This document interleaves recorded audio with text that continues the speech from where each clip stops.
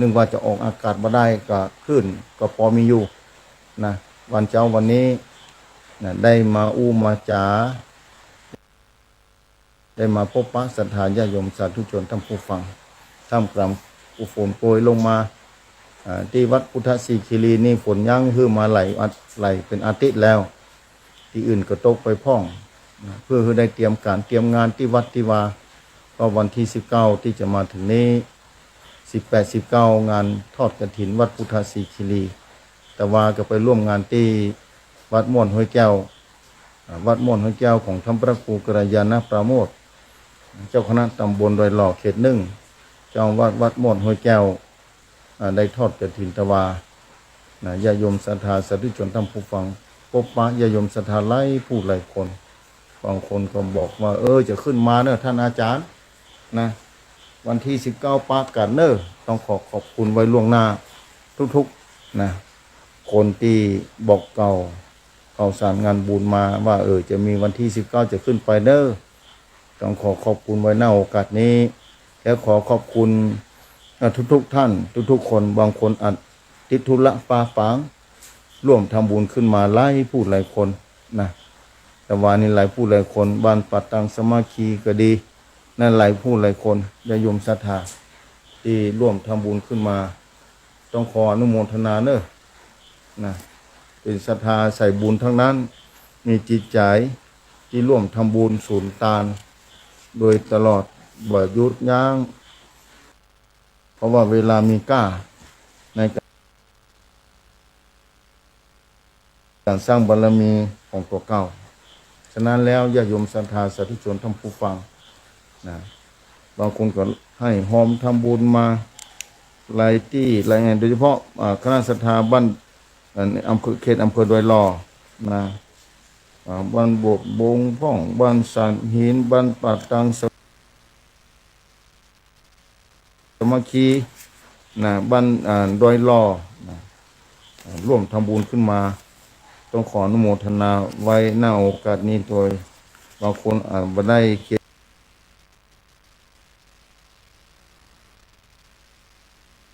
ยนชื่อมาไล่ชื่อไล่นามแต่บุพเจตนาดีอย่างยิ่งแล้วญาติโยมศรัทธาบอกข่าวกล่าวศรัท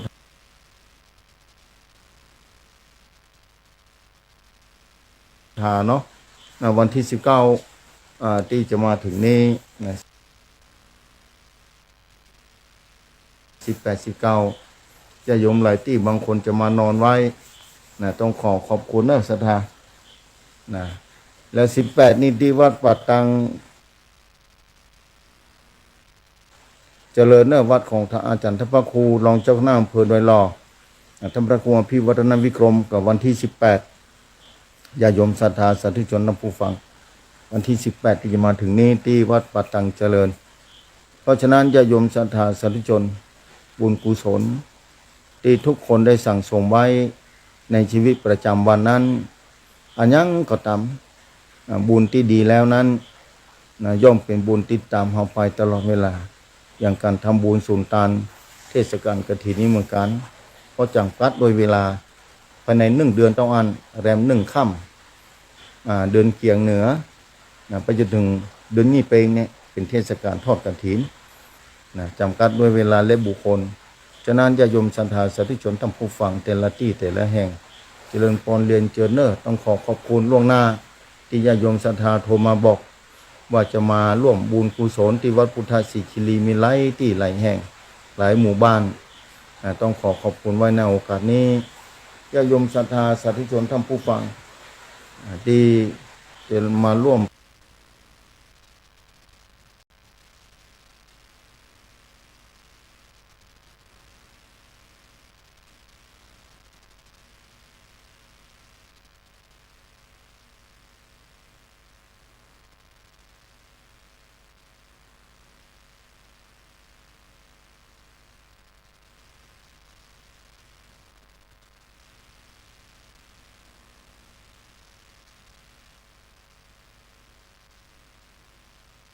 ส่วนท่านผู้ฟังที่จะมาร่วมเป็นเจ้าภาพก็ดีมาร่วมเป็นเจ้าภาพลงทานก็ดีน้ำดื่มก็ดีก็ต้องขอบคุณที่โทรมาบอกแต่ แต่ไม่ได้เขียนบันทึกไว้เพิ่นโทรมาวันก่อนนั้นถ้าฟังวิทยุแล้วก็ขอขอบคุณไว้ณโอกาสนี้แล้วทุกๆคนที่ใส่บุญที่จะขึ้นมานะหลายผู้หลายคนที่เตรียมตัวจะขึ้นมาว่าพุทธนะเมื่อวันโทรการแทบบ่ฮู้นะญาติโยมศรัทธาสาธุชนท่านผู้ฟังนะคลื่นอากาศอาจจะมีปัญหาศรัทธาบางทีเทคโนโลยีต่างๆมีปัญหาไม่ใช่ขึ้นโทรศัพท์นี่ของอาตมาแต่เป็นขึ้นที่เพิ่นมาตั้งบนเขาบนดอยนี่จุดนี้นะเวลาเมื่อคืนนี้โทรกันบ่ได้ศรัทธาเมื่อคืนนี้ศรัทธาโทรมาเมื่อค่ำตั้งแต่5 โมงเสียงมันจะคุกคักถ้าศรัทธาโทรมาต้องขออภัยตัวเนาะหรือโทรมาเมื่อวานนี้เป็นดีมากๆแต่ถ้าโทรมาเมื่อค่ำยำแรงก็ดีนี่ขึ้นมาค่อยดีแล้วที่วัดพุทธศิคีรีนี่นะขึ้นเสาอากาศมันบ่เสถียรทุกๆคนในบนดอยนี้โทรเมื่อค่ำนี่อาจจะบ่ได้โอ้กันบ่ฮู้กรรมเท่าใดนะอย่างตอนนี้ก็เจ้ามานี่ก็ยังแขวนน้อยพอออกอากาศได้นะดีใจที่ได้มาพบปะคณะศรัทธาภาคเจ้านี้ญาติโยมศรัทธาสาธุชนท่านผู้ฟังตั้งคณะศรัทธาที่อาตมานี่ก็เตรียมการเตรียมงานเตรียมที่ลงทานเตรียมสถานที่ไว้ต้อนรับศรัทธานะและก็ถ้าศรัทธามีประสงค์ที่จะขึ้นมาร่วมทำบุญทอดกฐินในวันนั้นบางคนอาจจะมีลงทานขึ้นมาก็เตรียมสถานที่ไว้คือคณะศรัทธาเป็นที่เรียบร้อยเตรียมหลายวันมาแล้วว่าเป็นห่วงว่าถ้าเตรียมใกล้ถ้าฝนตกก่อนนี่ฟังเขาฝนฟ้าก็ยังมีอยู่แต่วันนั้นฟ้าน่าจะเปิดฝนถ้าจะยุดคือศรัทธาสาธุชนท่านผู้ฟังคิดว่าแบบนั้นเพราะฉะนั้นญาติโยมศรัทธาสาธุชนท่านผู้ฟังบุญกุศลนี้เป็นบุญที่เป็นรหัสกรรมที่ดีมากๆเอาทับแต่ละคนนั้นสร้างรหัสกรรมใบหือกับตัวเก่ารหัสกรรมนี้ภัยที่พอมหารภัยกับพอมหารอย่างทุกคนที่กำลังฟังอยู่นี้ก็ถือว่าบุญยิ่งใหญ่ได้ฟังธรรมะภาคเจ้าภาคค่ำในรายการต่างๆทำให้ทราบรู้ว่าอันอย่างดีอันอย่างบดีอันอย่างเป็นบุญอันอย่างเป็นกุศลอันอย่างเป็นกรรมเป็นที่สิ่งที่บดีเราจะได้หลีกเว้นเนี่ยเกิดมาเป็นมนุษย์ในโลกล่าโลกาในโลกนี้ญาติโยมศรัทธามีวาสนาที่หูก็ดีตาก็ดีจะไปไหนมาไหนก็สะดวกสบายบางคนอาจจะเฒ่าชราแก่ชราไปแล้วอาจจะไปหั่นไปนี่บ่ได้แต่ตาดีหูดีอยู่แต่สุขภาพไปไหนบ่ได้จะยังสามารถทำความดีได้ด้วยการฟังด้วยการหันเปิ้นไปทำบุญยกมือไหว้สาอนุโมทนาได้ยินเปิ้นอู้เปิ้นจ๋าเรื่องศีลเรื่องธรรมเรื่องบุญกุศลเอาก็อยู่ที่บ้านได้ยินแบบนี้ก็ดีใจกับเปิ้นจิตเป็นบุญจิตเป็นกุศลเนี่ยบุญกุศลเหล่านี้เกิดมาจากที่จิตใจญาติโยมศรัทธาอุปาเจตนานั้นมีความจำเป็นเกิดขึ้นที่จิตใจแต่ญาติโยมศรัทธาสาธุชนท่านผู้ฟังเกิดขึ้นที่จิตใจเพราะฉะนั้นจิตใจเนี่ยญาติโยมศรัทธาต้องสร้างไว้แต่เดี๋ยวนี้เวลาใกล้เข้าไปถึงวันเวลาใกล้เข้าไปนั่นคือใกล้จะหมดเวลาในโลกนี้อยู่ได้บ่เหมือนอย่างที่ศรัทธาหูศรัทธาได้ยินธรรมะครูบาอาจารย์แต่ละตนแต่ละองค์ออกมาอู้มาจามาเทศนาโอ้น่าอนุโมทนากับศรัทธาอย่างยิ่งเนอะที่ศรัทธาแต่ละคนนั้นเป็นผู้ที่มีบุญวาสนาสั่งสมอบรมมาดีแต่ได้เกิดมาจากนี้มาเจอพระพุทธศาสนาได้มาไหว้มาสาพระรัตนตรัยสำหรับผู้มีบุญเต้าอันผู้มีวาสนาเต้าอันที่จะได้ศรัทธาพระรัตนตรัยมีความครบมีความศรัทธาแล้วแถมปอมีปัญญาสามารถเข้าใจสัจธรรมความเป็นจริงแม้เข้าใจบ่นักแต่มีความศรัทธาอยู่หูบ่นักแต่ยกมือไหว้สาเคารพรักพระรัตนตรัยอันนี้ถือว่าบุญมหาศาลญาติโยมศรัทธาสาธุชนท่านผู้ฟังทุกท่านติดตามฟังธรรมะเป็นประจำทุกวันอาทิตย์ทุกวันจันทร์วันการ วันพุธวันพฤหัสวันศุกร์วันเสาร์มีรายการธรรมะตลอดนะศรัทธากับกลไกเอาธรรมะเหล่านั้นเป็นอาหารจ่ายนะศรัทธาสาธุชนท่านผู้ฟังบางคนง่อมจิตมันบ่อยู่กับที่ท่านอาจารย์วันนั้นจิตมันบ่อยู่กับที่นะถ้าฟังธรรมะแล้วดีอนุโมทนามีแก่จิตแก่ใจที่อยากจะฟังธรรมะพอฟังแล้วมีจิตสงบฟังแล้วจิตใจเบิกบานฟังแล้วมีความสุขอันนี้ถือว่าผู้ที่มีบุญมีวาสนาบางคนบ่มีแก่จิตแก่ใจที่จะฟังธรรมะบ่มีแก่จิตแก่ใจที่จะพอจะฟังก็เป็นวาสนาเป็นบุญกุศลที่ต่างกันออกไปจะบ่เหมือนกันศรัทธาสาธุชนท่านผู้ฟังแต่คนที่มีบุญมีวาสนามีบารมีนั้นย่อมใฝ่หาค้นคว้าตั้งใจที่จะค้นคว้าเอากลไกเอาสิ่งที่ดีเข้ามาสู่จิตใจตัวเก่าจิตใจนี้ศรัทธาสาธุชนท่านผู้ฟังมาอาศัยร่างกายนี้ธาตุตังสีนี้ใจมาเมื่อนานบางคนเนี่ยหลาย10 ปี7-80 ปีลองคิดพอใจมาเมื่อนานแล้วห่านความเปลี่ยนแปลงสมัยอดีต60 ปีก่อนอย่างสมมติว่าคนอายุ70ปลายเมื่อ60 ปีก่อนกับปัจจุบันนี้ต่างกันขนาดไหนต่างกันมากได้ศรัทธาหันได้ชัดแค่เต้าบางคนมีปัญญาบางคนมีวาสนาแล้วเข้าใจหลักธรรมเนี่ยโลกนี้มันเปลี่ยนแปลงแบบนี้แล้วเนี่ยแล้วน้อมโอปนัญญิโกโอปนัญญิโกน้อมเข้ามาสู่ตัวเก่าเฮาก็เหมือนกันแต่ก่อนเป็นหนุ่มเป็นน้อยเมื่อเป็นวัยรุ่นอยู่ก็ดีพละกำลังวังชาบ่เหมือนตอนนี้จะลุกก็โอยจะนั่งก็โอยเนี่ยศรัทธาสาธุชนท่านผู้ฟังความเปลี่ยนแปลงเหล่านี้ถ้าศรัทธายอมรับความเป็นจริงถ้าศรัทธายอมรับเข้าใจแบบนี้ถือว่าศรัทธาเข้าใจธรรมะเป็นอย่างยิ่งพอสมควรเลยทีเดียวศรัทธาจะไม่ได้ตุกใจเมื่อร่างกายมันแปรปรวนไปอย่างใดอย่างหนึ่งศรัทธาจะตั้งสติตั้งมั่นอยู่ได้ด้วยความเปลี่ยนแปลงที่มีอยู่ตลอดเวลานี้เพราะฉะนั้นญาติโยมศรัทธาสาธุชนท่านผู้ฟังเนี่ยบุญที่มีโอกาสมีวาสนามีโอกาสได้สร้างบารมีแต่จากก่อนปันหลังมาจุจอบจากปัจจุบันนี้ฟังธรรมะฟังว่าตนใดองค์ไหนที่จะออกมามาจาและเอาอันใดมาคือฟังเนี่ยศรัทธาสาธุชนท่านผู้ฟังเพราะฉะนั้นเนี่ยธรรมะถ้าเข้าใจเนี่ยความสุขจะเกิดขึ้นความสุขเกิดจากการฟังความรู้เกิดจากการฟังเนี่ยคือความสุขที่เกิดจากการฟังนี่เพราะมีความเข้าใจเมื่อฟังแล้วมีความเข้าใจศรัทธาสาธุชนท่านผู้ฟังถ้าเข้าใจแล้วจะเกิดความสุขเกิดขึ้นนี่การฟังนี่ยากแก่การจะอธิบายได้เพราะเฉพาะบุคคลแต่ละคนต้องอ่านญาติโยมศรัทธาสาธุชนท่านผู้ฟังความสุขศรัทธาเกิดขึ้นจากการฟังนี่ไม่ใช่ธรรมดาบางคนตั้งใจฟังอย่างเปิ้นเทศมหาจารย์วันนั้นโทรมาบอกท่านอาจารย์ฟังเทศมหาจารย์ที่พ้นวัดบรรพตสถิตนะแม่ตั้งใจฟังนี่ตั้งใจฟังแล้วฟังแล้วมันม่วนใจบางการก็ฟังแล้วน้ำตาตกก็มีพอเกิดความซึ้งใจความเข้าใจในชีวิตในการสร้างบารมีเนี่ยศรัทธาสาธุชนท่านผู้ฟังการสร้างบารมีนี้อย่างถึงวันนี้เราฟังธรรมะนี่ก็สร้างบารมีนะคือปัญญาบารมีฟังความรู้จากครูบาอาจารย์แต่ละตนแต่ละองค์ออกมามาจามาเทศนาเอาก็ฟั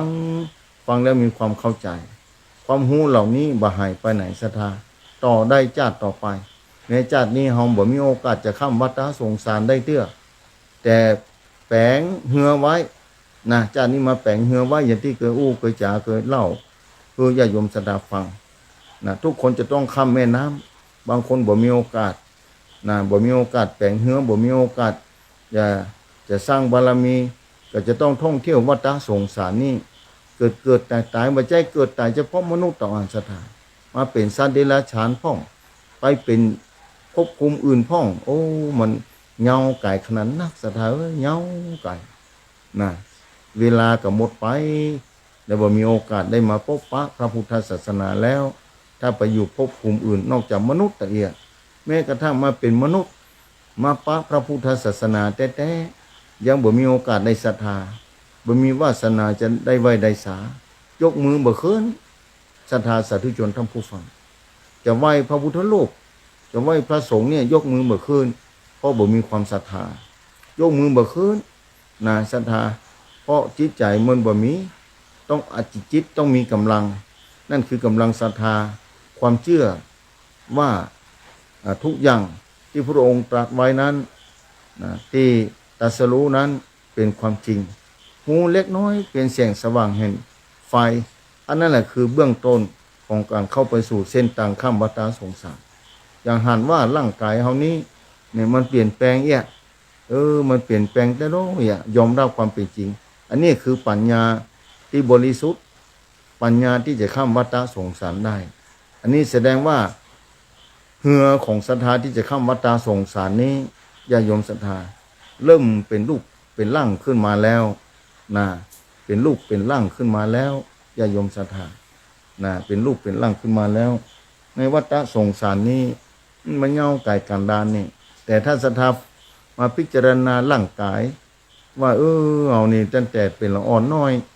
มาจูจอดเราถึงอายุ60 ปี70 ปีนี่โอ้ไม่เปลี่ยนแปลงถึงขนาดนี้หรือแล้วจะเปลี่ยนแปลงต่อไปก่อมันจะเปลี่ยนแปลงไปเรื่อยๆศรัทธาจะหันได้ชักบางคนพอทาง Facebook นะเตียนที่จะมาปักเตียนเนี่ยเปลี่ยนเล่มแล้วเล่มเล่า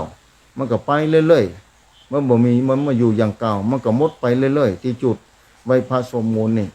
อย่าโยมศรัทธาเตียนเล่มใหญ่ที่เพิ่นมาตานี่จุดไว้ตลอดเวลานี่เล่มน้อยก็หมดไปเล่มใหญ่ก็หมดไปเรื่อยๆนะเล่มเป็นกู้น้อยก็หมดไปเอากู้นั้นมาเติมมาแทนแถมนะเล่มใหญ่ก็หมดไปแต่ละเล่มที่เตียนได้เป็นกระสอบนะศรัทธาที่เตียนพอจุดตลอดเวลาแล้วจุดกูเจ้ากูค่ำนี่มันเป็นแบบนั้นศรัทธาจุดกูเจ้ากูค่ำเนี่ยมันก็หมดไปเรื่อยๆนี่มันไม่ได้ปิกมาอย่างเก่าร่างกายมันการเขาใจตั้งแต่เกิดมาในที่สุดก็หมดไปแล้วหมดไปแล้วเมื่อเฮาข้ามวัฏสงสารมาได้ข้ามวัฏสงสารมาร่างกายนี่เป็นเหมือนกับเสื้อผ้าแน่เสื้อผ้านี่เฮาใส่แล้วมันเก่ามันผุมันค่ำค่าไปแล้วเดี๋ยวก็ต้องเอาขว้างละเจ้าของไปเอาอันใหม่มาแถมจิตเฮาเหมือนกันศรัทธามาอาศัยธาตุสี่ชาตินี้เป็นมนุษย์ในโลกล่าโลกาญาติโยมศรัทธาหลังจากนั้นถ้าร่างกายบ่ไหวแล้วนี่ถือว่าธาตุทั้งสี่มันแปรปรวนแล้วเหมือนเสื่อมโทรมแล้วญาติโยมศรัทธาทีนี้จะต้องหาเสื้อใหม่ทำแล้วนั่นก็คือภพภูมิที่เกิดใหม่ที่เกิดใหม่จะไปเกิดที่ไหนศรัทธานี่แหละสำคัญแต่จะไปเกิดที่เกิดใหม่ไปเกิดที่ไหนดีเนี่ยสาธุชนท่านผู้ฟังเอาจะต้องหาสถานที่ไปเกิดที่ดีๆอย่างสวรรค์บนสวรรค์ชั้นฟ้าเป็นต้นสวรรค์ชั้นฟ้าเป็นต้นมีโอกาสเพราะว่าถ้าศรัทธามีความรู้มีความเข้าใจมีความศรัทธาพระพุทธศาสนาฟังธรรมะแล้วนำมาประพฤติปฏิบัติด้วยกายวาจาและใจทำไปเรื่อยๆวันหนึ่งจะต้องถึงจุดหมายปลายทางเป็นแน่แท้นั่นจุดหมายจุดนั้นจุดที่ไหนจุดหมายคืออย่างคือการพ้นทุกข์จุดหมายคือการพ้นทุกข์การเกิดมาในโลกนี้มันทุกข์มหาศาลวันที่ทุกข์จนน้ำตาตกในโลกนี้ในวัฏสงสารนี้มหาสมุทรยังเทียบมาได้เลยศรัทธาน้ำตาตกในวัฏสงสารนี้มหาสมุทรยังเทียบมาได้เลยองค์พระสัมมาสัมพุทธะท่านตรัสไว้ท่านบอกไว้ว่ามนุษย์ในโลกนี้น้ำตาแต่ละคนนั้นน้ำตาตกเนี่ยมหาสมุทรยังเทียบมาได้อันยังจะปันน้ำศรัทธาเนี่ยน้ำตาของมนุษย์ของศรัทธาเองนั่นน่ะที่หลั่งพรั่งพรูลงมาอยู่เบ้าตาตกลงบนผืนแผ่นดินนี่ศรัทธาสาธุชนท่านผู้ฟังมหาสมุทรยังสู้บ่ได้อันยังจะปันน้ำศรัทธานี่แหละการท่องเที่ยววัฏสงสารบางครั้งบางชาติแต่ละชาติเนี่ยน้ำตาจะต้องตกกูชาติไปตกนักตกน้อยอาจจะบ่เท่ากันบางคนมีความทุกข์หลงงมไปด้วยความทุกข์น้ำตานี่ตกตลอด บางคนแทบจะตึงวันแอบไปน้ำตาตกคนเดียวผมว่าคนเฒ่าคนแก่ผมว่าคนหนุ่มคนสาวผมว่าละเด็กละอ่อนให้น้ำตาตกมีน้ำตาไหลน้ำตาตกเพราะความสุขเกิดขึ้นก็มีน้ำตาตกเพราะความทุกข์เกิดขึ้นก็มีน้ำตาของคนเฮานี่บ่งบอกได้อยู่สองลักษณะแต่น้ำตาที่ตกลงไปเพราะความทุกข์เกิดขึ้นนั้นมากมายมหาศาลแท้ๆนะน้ำตาของคนในโลกนี้ที่น้ำตาบ่งบอกถึงความทุกข์มหาศาลสถานน้ำตาของความทุกข์ที่เกิดขึ้นจากกายกรรมวจีกรรมมโนกรรมในการท่องเที่ยววัฏสงสารของเฮานั้นมหาศาลมหาสมุทรยังสู้บ่ได้ขนาดนั้นศรัทธาแล้วถ้าเฮามีปัญญาเนี่ยต้องฟังเป้าละพยายามทำความดีพยายามสั่งสมบุญกุศลทานศีลภาวนาทำไปเถอะอย่าลดอย่าละบ่นักก็น้อยบ่มีเงินก็บ่ใจเป็นหยังมันภาวนาเอามันรักษาศีลรักษาศีลภาวนาศรัทธารักษาศีลภาวนาหานเปิ้นไปตามถ้าเฮาบ่มีสักอย่างก็ขอให้ยกมือไหว้สาอนุโมทนาตานะศรัทธามหาศาลแล้วบุญกุศลเพราะเฮาได้หารตาเฮาดี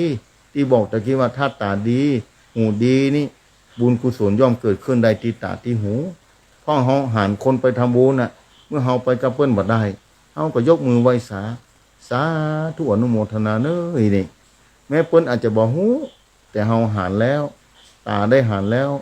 แม้เฮาจะบ่ได้ไปหูเฮาได้ยินเสียแล้ว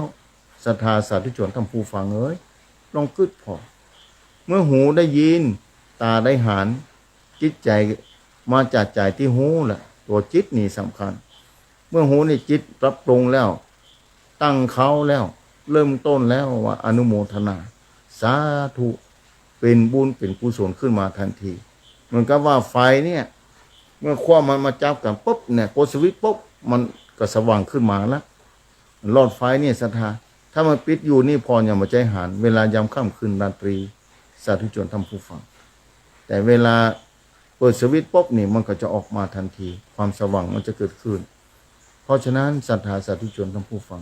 ก็ยังสั่งสมไว้วัฏสงสารนี่น่ากลัวขนาดไหนการเกิดตายหารแล้วที่คนทำบ่ดีมันเตื้อเพิ่นลงคลิปลงข่าวโอ้น่าสงสารนะโดนแตงโดนบุกโดนตีพ่องโดนหลอกไปขายพ่องขายเอาแรงงานพ่องอยู่ต่างดาวต่างแดนพ่องอยู่ต่างประเทศพ่องอยู่ชายแดนพ่องโดนจี้กับไฟฟ้าพ่องโอ้น่าสงสารสถาคือแล้วเป็นหน้าสังเวชอินดูแท้ๆแต่ทำจะได้เล่ารหัสกรรมเป็นแบบนั้นเพราะบุญบ่เปลี่ยนปอ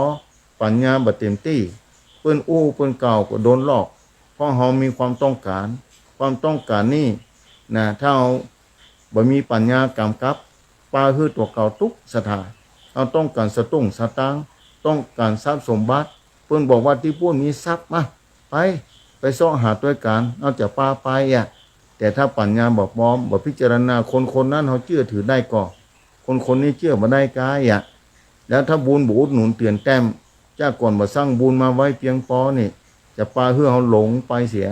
เมื่อหลงไปแล้วบ่ใจของแท้สกรรมเป็นของปลอมเปิ้นหลอกเฮาไปเสียปิกมาบ่ได้ตายก็มีที่ปิกมาได้ก็ทุลักทุเลศรัทธาสาธุชนลองกึดพอเนาะน่าสงสารขนาดไหนแต่ทำจะได้เล่ากรรมนี่แหละประโยคเว้นภายศรัทธาเอ้ยแล้วคนทำเหล่านั้นเนาะวันนั้นศรัทธาโทรมาถามบอกว่าคนทำเหล่านั้นก็เป็นกรรมเหมือนกันบอกว่าเป็นกรรมเป็นกรรมเพิ่นสร้างมาใหม่แถมเนี่ยเวียนว่ายตายเกิดตายแล้วตายเล่าเกิดตายศรัทธาเนี่ยการเวียนว่ายตายเกิดมันทุกข์เกิดกู้ชาติมันก็ทุกข์กู้ชาติเกิดเป็นอย่างก็ทุกข์หมด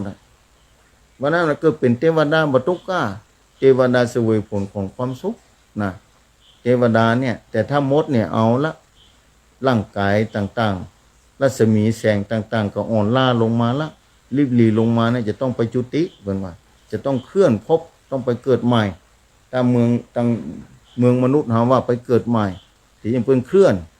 อนจากที่หนึ่งไปอยู่ที่หนึ่ง จากภพหนึ่งไปอยู่ภพหนึ่งจากภพเทวดานี่ต้องเลื่อนไปละจะมาเป็นสัตว์เดรัจฉานก็บ่ฮู้จะมาเป็นมนุษย์ก็บ่ฮู้ศรัทธานี่แหละน่ากลัวขนาดไหนเนี่ยบ่มีโอกาสแล้วเอาเป็นมนุษย์มีโอกาสได้ทำได้สร้างเป็นทางแยกพอดีละภพภูมิมนุษย์นี่จะไปอบายภูมิ4ก็มาแยกอยู่ที่มนุษย์นี่แหละทางแยกนี้จะขึ้นสวรรค์ชั้นฟ้า6ชั้นพรหมเสาชั้นก็ที่มนุษย์นี่แหละที่เราจะต้องทำนะอย่างศรัทธาไปภาวนาที่วัดไปนอนวัดนอนวาเรียนน้อยลงไปถึงวันนะไปนอนวัดนอนวาหรือไปไหว้พระสวดมนต์ภาวนาวันพระวันศีลนี่นะในเทศกาลเข้าพรรษาที่ผ่านมาก็ดีนะญาติโยมศรัทธามีโยมเพิ่นฟังวันนั้น ก็อภัยโยมฟังบ่เดี๋ยวบ่เหมือนเก่าท่านอาจารย์ยุคปัจจุบันบ่มีไผแล้วทั้งหมดคนเฒ่าคนแก่รุ่นนี้นี่ตังสะบัดตองพุ่นน่ะเล่าฟังเขาถ้าจะหมดละกะท่านอาจารย์นี่มาเป็นไปตามยุคมันบ่เที่ยงโยมแม่เอ้ยบ่เป็นหยังเด้อบอกเพิ่นนำบ่เป็นหยังเนี่ยความเปลี่ยนแปลงเป็นแบบนี้เนี่ยยิ่งเมินไปมันก็เปลี่ยนแปลงไปนั่นน่ะเอาของตัวเก่านี่แหละเอาปัจจุบันนี่แหละทำของตัวเก่าคือดีที่สุดเท่าที่จะดีได้นั่นนะบุญนี่ไผลูกกันบ่ได้นะบุญนี่ไผลูกกันบ่ได้ขโมยไปบ่ได้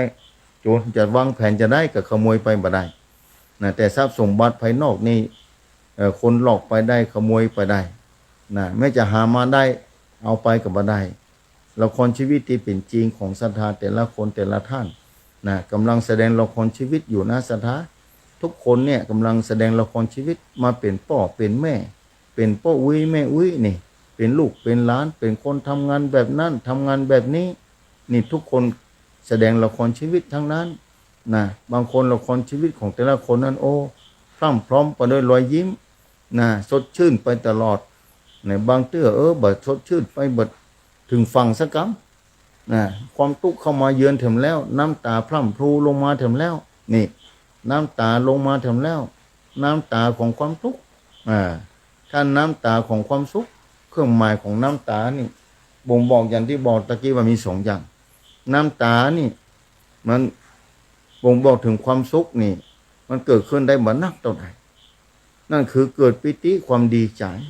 บางคนภาวนาไปภาวนามาน้ำตาตกนี่เกิดความดีใจเกิดปิติว่ามาเข้าใจรักธรรมแบบนั้นแบบนี้น้ำตาลงมาบ่ทันรู้สึกตัวน้ำตาของความสุขที่เกิดขึ้นภายในจิตใจญาติโยมศรัทธาบางคนหันลูกมาหาหายไปจักเมินนะหายไปเมินน่ะโทรมาก็ต้องบ่โทรมาเขียนจดหมายสักฉบับอย่างสมัยก่อนก็ต้องบ่มีแต่พอถึงเวลาถึงเขาตอกดอกไม้ธูปเทียนนะมาไหว้มาสานี่อันนี้น้ำตาของปิติน้ำตาของพ่อของแม่เนี่ยพรั่งพรูลงมาหานลูกเต้ามาไหว้มาสายิ่งสงกรานต์ปีใหม่นี่พร้อมทั้งเขาตอกดอกไม้แบบนั้นนะน้ำขมิ้นส้มปล่อยอันนี้น้ำตาของความสุขเกิดปิติเกิดขึ้นมาดีใจน้ำตาของการดีใจนี่มันพรั่งพรูลงมามีความหมายน้ำตาของความทุกข์ที่พรั่งพรูลงมาก็มีความหมายจำมากันบางคนนะจำไว้จัดเดียวอันนี้มันบ่ถูกบ่ต้องอิด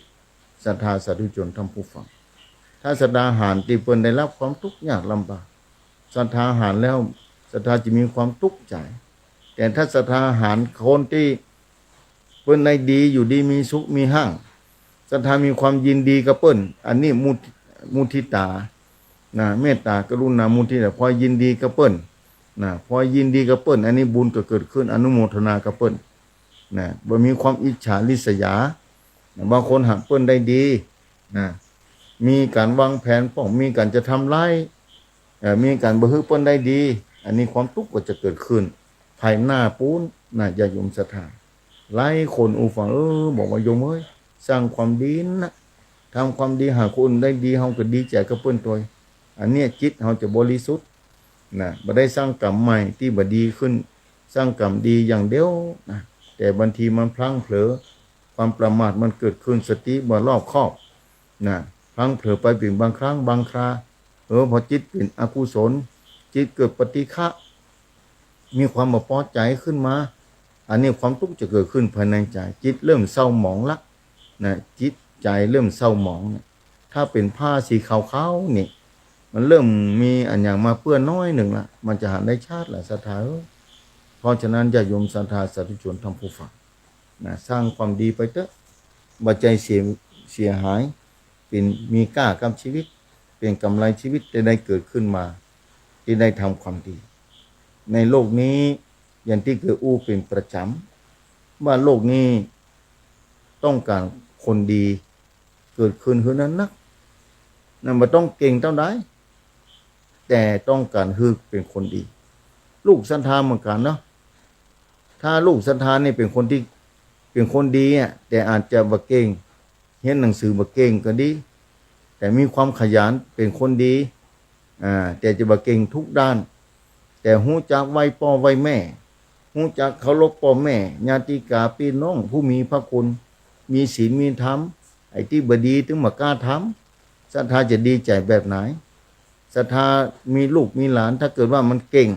ทำอย่างได้กูอย่างแต่บ่ซื่อสัตย์นะญาติโยมศรัทธาจูพ่อจูแม่บางครั้งทำมือพ่อแม่น้ำตาตกนี่ก็มีเหมือนกันมาเล่าให้ฟังศรัทธาสาธุชนทำผู้ฟังลองคิดเนี่ยแล้วลองเลือกเอาเนาะจะเอาคนดีกับคนบ่ดีเอาคนดีกับคนบ่ดีเก่งแต่บ่ดีอ่ะแต่คนหนึ่งบ่เก่งเท่าใดแต่เป็นคนดีเพิ่งได้ยำเท่าแก่ชราหุงข้าวฮื้อต้มน้ำฮ้อนฮื้อเมื่อลูกบ่ได้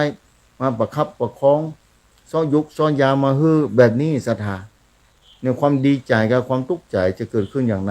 นจะเกิดขึ้นนะแต่ถ้าหาลูกเต้ามาหาแบบนี้อย่าโยมศรัทธาบันเตื้อกับลูกเต้าออกไปทำการทำงานแบ่งปันทรัพย์มาฮื้อพ่อแม่นี่เนอะพ่อเนอะแม่เนอะเอาไว้กินเอาไว้ทานเนอะบางคนนะมาผมเขานี่ว่ามีโอกาสได้มาหานะก็ยังพอควรอยู่แบบนั้นยังบ่ลืมพ่อลืมแม่ผมเขาต้องไปอยู่ต่างจังหวัดเป็นห่วงแม่เหมือนกันนะเป็นห่วงแม่เหมือนกันเดี๋ยวสักวันหนึ่งคงได้มาอยู่กับพ่อกับแม่นี่อันนี้เป็นความหวังของพ่อแม่แม้จะเป็นความหวังลมๆแรงๆในบันเตื้อบัดตานมาสักกรรมพ่อแม่หมดอายุขายไปก่อนแล้วจากโลกนี้ไปลูกก็ต้องปีกมาพร้อมทำน้ำตาที่ตกลงพร่ำพรูลงมาต่อหน้าสรีระร่างกายที่หมดจิตหมดใจเคลื่อนไปเสียแล้วนี่ญาติโยมศรัทธาสาธุชนท่านผู้ฟังหลายคนมาหาวันนั้นน้ำตาตกนะมาหายไปจักเมินว่าจะปิกมาหาพ่อแม่บัดตานปิกสกรรมพ่อแม่เสียชีวิตไปก่อนมาล่ำให้ล่ำลาอยู่มันเกิดผลอะไรยังศรัทธาบอกว่าว่าเป็นยังปิกมาอยู่ก็ยังดีกว่าหายจ้อยไปเลยเนี่ยศรัทธาสาธุชนทั้งหลายชีวิตในโลกนี้บ่ใจเตี้ยงอยู่ในบ่ใจเมินศรัทธาอยู่บ่ใจเมินบ่ถึง100 ปีก็ต้องจากโลกนี้ไปแล้วนะบ่ถึง100 ปีศรัทธาบางคนอินดูสงสารรอนที่เกิดมายุคปัจจุบันนี้ถ้าได้ได้เรียนวิชาศีลธรรมได้ได้เรียนเรื่องคุณธรรมศีลธรรมก็ยังพอแคว้นนะแต่ถ้าเรียนตั้งโลกไปติ๊กถ้าบ่มีคุณธรรมศีลธรรมเกิดขึ้นในจิตในใจน่าเป็นห่วงมันกระเทือนไปทั่วโลกหมดเลยศรัทธาโลกปัจจุบันนี้วุ่นวายซับซ้อนสะปักอย่าโยมศรัทธากู้ตี้กู้แห้งนะระงมไปหมดเลยต้องลุกขึ้นมากำปืนลบลาฆ่าฟันการกู้ตี้กู้แห้งหลายตี้หลายแห่งเกิดขึ้นตอนนี้แต่บ้านเฮาเมืองเฮานี่เชียงใหม่เฮาหล่อปูนเชียงไฮ้ลำปางพะเยาแป้น่านนะแม่ฮ่องสอนก็ดีนะญาติโยมศรัทธาแผ่นดินล้านนานี่เป็นแผ่นดินที่ชุ่มเย็นเป็นสุขพอสมควรเนอะอาจจะภัยธรรมชาติเกิดขึ้นบางที่บางแห่งก็แสดงความเสียใจและแสดงความเป็นห่วงตัวนะตอนนี้ภัยธรรมชาติเกิดขึ้นหลายที่นะแม่น้ำปิงก็กำลังเขื่อนภูมิพลกักเก็บน้ำ90%แล้วตอนนี้น้ำล้นขึ้นมาถึงใกล้อำเภอฮอดไปแล้วนะที่ตำบลฮอดพุ่นนะญาติโยมศรัทธาน้ำแม่น้ำปิงเนี่ยเดี๋ยวนี้เขื่อนนี่เป็นปัดท่อไปอยู่ใกล้เขื่อนแล้วเสียงนี่ไปถึงระวังด้วยตั้งดอยเต่านะคณะศรัทธาดอยเต่าฟังมากันเนอะโทรมาเป็นบางเทื่อ โทรมาเป็นบางเตื้ออันนี้น้ำกำลังขึ้นตรงนี้นะตัวนี้น้ำขึ้นนะถึงบ้านดงดำเพลสะพานข้ามแม่น้ำหน้าวัดอุบแก้วนั่นเนี่ยรถไปบ่ได้แล้วเนอะตอนนี้นะสัทธาเนี่ยความเปลี่ยนแปลงภัยธรรมชาติอันนี้ธรรมชาติสร้างเขื่อนมาเพื่อกักเก็บน้ำเอาไว้ใจหน้าแล้งโดยพระบาทสมเด็จพระเจ้าอยู่หัวได้มีบารมีสั่งสมอบรมมานักมาแต่ไทยช่วยพระสงฆ์นิกรชาวไทยสร้างบารมีมาแบบนั้นคือได้ใจได้นี้แต่เพิ่นก็ทดแทนไว้ในสมัยก่อนโม้นอาตมาเป็นละอ่อนเพิ่นไปเส้นนั้นน่ะญาติโยมศรัทธาสมัยก่อนวันนั้นเพิ่นส่งรูปมาเฮ้อโอ้น้ำขึ้นนักขนาดนักนี่ต้องระแวดระวังตัวเนี่ยนี่ภัยธรรมชาติปีนี้ฝนดีกว่าผู้ปีศรัทธาฝนดีกว่าผู้ปีเนอะนี่ธรรมชาติมันเกิดขึ้นภาคเหนือเฮานี่ไหลตี้ไหลแห้งไหลจังหวัดเพราะฉะนั้นอดทนศรัทธาแสดงความเสียใจกับผู้คนที่ได้รับภัยพิบัติแต่ละที่แต่ละแห่งตัวเนอะแต่ระแวดระวังตัวนะพายุก็มีอยู่เพิ่นว่านี่ออกพรรษาแล้วแต่พายุยังบ่หมดบ่หายเพิ่นว่ายังมีที่จะก่อตัวมีอยู่กะถ้าได้ฟังข่าวคราวก็จะไปประมาทอยู่หิมน้ำหิมห้วยตีนดอยอย่างก็ดีก็ต้องระแวดระวังไปตัวเนี่ยโลกมนุษย์ของเฮานี่มันมีภัยธรรมชาติภัยธรรมชาตินี่เฮาบ่สามารถจะหักห้ามได้แล้วแต่บุพกรรมแต่ภัยจากมนุษย์นี่กะก็ต้องระวังเหมือนกันนะภัยมนุษย์ด้วยกันเนี่ยสำคัญหรือภัยธรรมชาติภัยธรรมชาตินี่มันจะเกิดเป็นข้างเป็นคราวภัยจากมนุษยชาติที่เกิดมาในโลกนี้ที่บ่มีคุณธรรมบ่มีศีลธรรมนี่กะศรัทธาต้องระวังตลอดจะไปกล้าไปขายจะไปนั่งไข่ครัวก็ดีอยู่ที่บ้านไข่ของก็ดีอยู่ที่บ้านเฝ้าบ้านก็ดีถ้าเผลอๆมาอยู่เอาแล้วของหายแถมแล้วโดนงัดบ้านแล้วนี่คุณธรรมศีลธรรมบ่มีงัดบ้านขโมยเข้าของเปิ้นไปหมดวันนั้นศรัทธาเนี่ยบ่เจ้าของมาอยู่บ้านล็อกกุญแจไว้แล้วโดนงัดออกไปอยู่เนี่ยศรัทธาศีลข้อ2บ่มีความเมตตาบ่เกิดขึ้นขโมยเข้าขโมยของเปิ้นไปเนี่ยศรัทธาน่าสงสารทีนี้น้ำตาก็ต้องตกแล้วเมื่อตกแล้วน้ำตาของความทุกข์แบบนี้บ่ใจน้ำตาของความสุขอย่างที่บอกตะกี้น้ำตาของความทุกข์อย่างภัยธรรมชาติเกิดขึ้นน้ำท่วมที่หั่นที่นี่บ้านเป็นหลังพังไปหมดแต่ขอเอาชีวิตรอดไว้ก่อนเถอะชีวิตรอดพร้อมคำน้ำตายังดีกว่าชีวิตบ่มีที่จะสร้างความดีต่อไปจะสร้างความดีต่อไปต้องอาศัยร่างกายอาศัยจิตใจนี่ศรัทธาแม้บ้านพังไปแล้วบางคนน่าหันใจนะแสดงความเป็นห่วงอย่างยิ่งแต่ละที่แต่ละแห่งแต่พอร่างกายมีอยู่ก็มีความหวังที่จะทำความดีต่อไปได้แต่ถ้าร่างกายบ่มีแล้วจิตใจนี่จะต้องเคลื่อนภพออกจากร่างกายไปเป็นแน่แท้บ่ฮู้ว่าจะไปอยู่จุดไหนแห่งไหนบ่สามารถที่จะรับรองได้เพราะองค์พระสัมมาสัมพุทธะนี่ปันไปแล้ว 2,600 ปีมาแล้วศรัทธาสาธุชนท่านผู้ฟังบ่สามารถจะไปทำพระองค์ได้แต่พระองค์ยังองค์ตลอด 5,000 พรรษาที่พระองค์วางศาสนาไว้ภัยเข้าจะไปทำลังไลเข้าไปถามว่าจากก่อนเฮาลุกที่ไหนมาเกิดจากก่อนเป็นไผมาเกิดเป็นอันยังเป็นสัตว์เดรัจฉานกะเป็นเทวดาลงมาเกิดกะเป็นอสูรกายเป็นยักษ์เป็นมารมาเกิดกะแบบนี้แต่พระองค์บ่มีแล้ว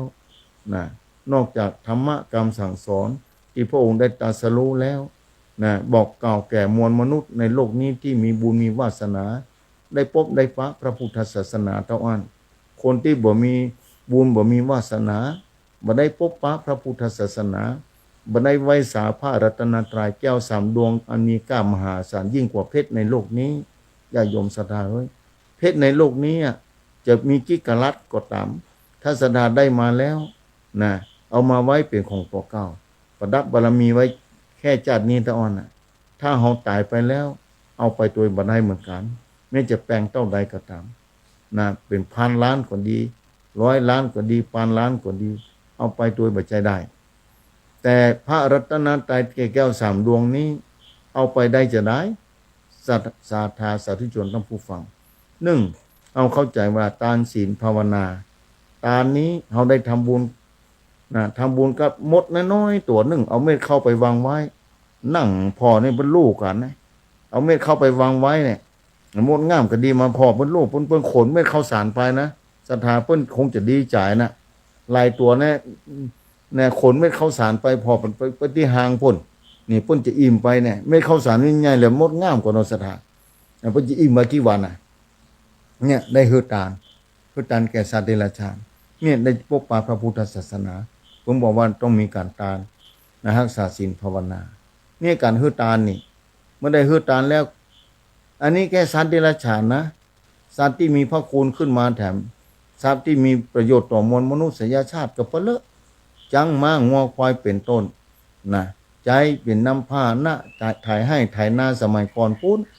นะนี่มีคุณกับมวลมนุษย์นี่ถ้าได้เอาหญ้าเอาอย่างฮื้อจะเป็นบุญเท่าใดขนาดไหนได้ช่วยเหลือแล้วเป็นมนุษย์ล่ะ